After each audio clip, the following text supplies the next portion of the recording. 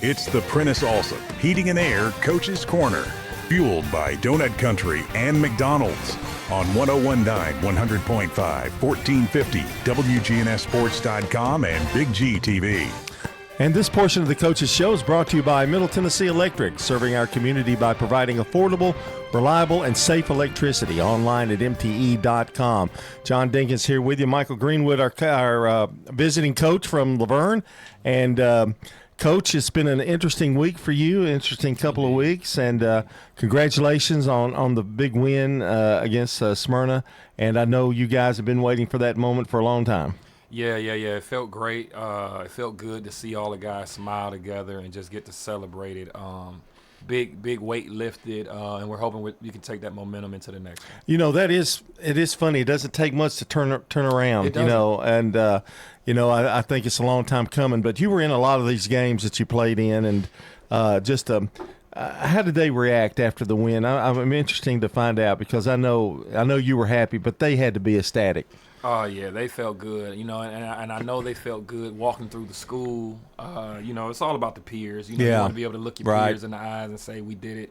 It was against a rival, so that always feels a whole lot better.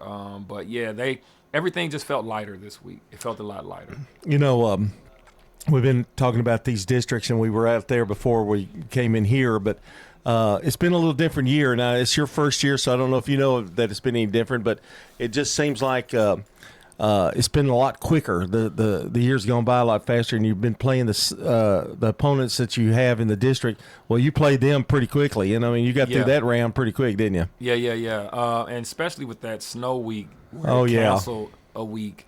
So then it was just 6 games all bunched up together, and you just had to sprint through them. So it did. It went by super fast. Tell me a little bit about the season before we get into the district or the region here. I know it's been a tough, and you mentioned something to me or out there too that I thought was interesting. When you were hired, you really didn't have a lot of time to meet your players or to get to know them. You didn't have a summer to go over that, and that had to be a little bit of a regression in itself, I would think. For sure. I think every coach knows and appreciates how important the off season is. This was a year where I really, really got to feel how important the off season is. Because it's not just, go through plays and learn systems. It's more so just learning each other. Mm-hmm. We didn't get an opportunity to learn each other. You got to figure out what makes guys tick. They got to figure out, are you here just because you're just some guy filling in, or if you actually care and you're in for the long haul. So that whole the trusting process was the who's the hardest go-to thing player? Who's the go-to player? Yeah. Who's the second go-to player? Yeah. I mean, it's even small things like who's the best guy to inbound the ball. Mm-hmm. You know what I mean? It's like even small things like that where you got, you can't figure it out in practice. That's kind of a game thing. Yeah. Where you figure out, this guy can't handle this, or this guy is better at handling that. Who can read? Because on those inbound plays, you got to be able to read. You got to be able to read the cut. You got to be able to see the guy open before he's open. Right. You know what I mean? Like a quarterback. Exactly. It's exactly like a quarterback. And the difference with football is you have 5 guys come try out and say, I want to be quarterback, and you figure out which 5. Mm-hmm. Well, with basketball, you got 15 guys on a team, and you say, which one of these 15 can read this the best? And you might have a 6'7" guy, coach, right? I mean, you might have a 6'7" guy that can bring the ball down the floor and is the best player to do that. And even though his size doesn't really fit what you would count as a point guard, I mean, not in your case necessarily, but that happens, I would think. But actually, in our case, one of the things that we did have is we do have our big man helping bring it down the court. Mm-hmm. Because not just so much he's like a fantastic ball handler, he is a good one, but he's a great decision maker. Yeah. And again, you have to go through those in real time versus trying those things out over the summer in scrimmages where there's not as many eyeballs on you, not as much pressure. You have to figure it out in real time. And dealing with the young group that we have, you're trying to balance that and keep confidence and keep interest. Like it was a tough job for those kids to fight through, and I'm super proud of them for doing it, because it would have been easy for them to lay down against Smyrna and just take a loss and say, oh, it is what it is. We'll play the next week anyway, so it doesn't matter. So it would have been easy for them to lay down. We got down, I believe, about 16 points that game. Wow. And so for them to fight back, it shows a lot about what's really within them. In a season like this, and we're not going to sugarcoat it, it was tough. I mean, sure. And did you ever have a moment with them that you had to circle them around, circle the wagons, you might say, and go, now, guys, we're in this together, and that kind of thing, something to kind of spur them on? Because I know it can get down. I mean, it's, if you continue to lose. Yeah, so we had a couple of those moments, to be honest with you. However, I will say there was a conversation that we had in particular right before we played Smyrna that I believe helped steer us in the direction that we did that game. It was an intimate conversation, very quick thing while we were watching film, where a question was asked about why we're being game planned a certain way, and I responded the way I felt, and I think it really hit home, and we got the results that we did.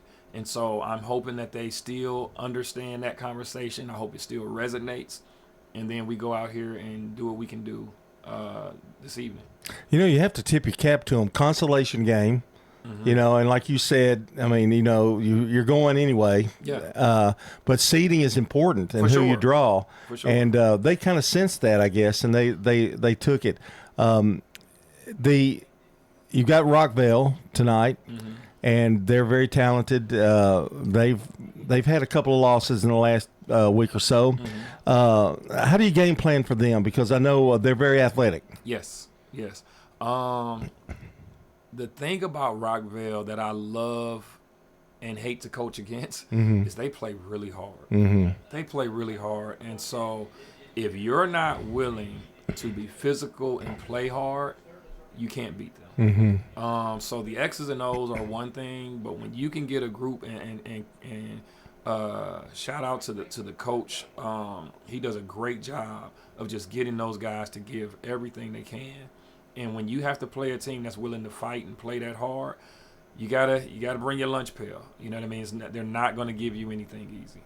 The mindset now, you lose, you're done. Yes. It's a whole different ball game now. Yes, for sure. And I would think it would be important to get that good start, let them know that they can play with them. I mean, I think those are important keys in this game tonight. Yes. The start will be everything. I agree with that.